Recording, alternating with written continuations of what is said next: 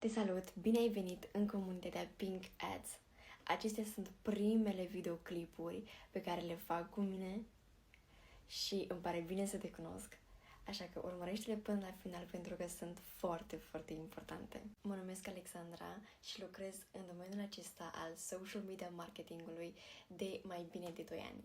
Timp în care am preluat multe responsabilități, începând de la social media management până la design și copywriting.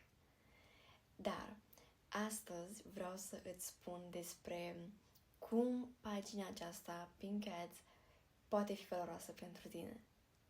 Pe această pagină vei găsi mai multe tipuri de videoclipuri, printre care videoclipuri specifice pentru nișa de hoteluri, videoclipuri în care reacționezi la anumite reclame sau videoclipuri prin care îți arăt cum anumite companii, anumite branduri se promovează în online sau poate chiar în magazinul lor.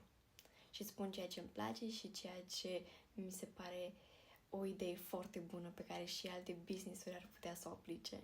Vreau să știi că sunt aici în cazul în care ai nevoie de răspunsuri pentru anumite probleme pe care le confrunți atunci când ești la început și faci reclame, atunci când vrei să-ți creezi brandul personal pe Instagram sau când colaborezi cu cineva și nu știi cum să ajuți la un plan editorial, să faci niște edituri.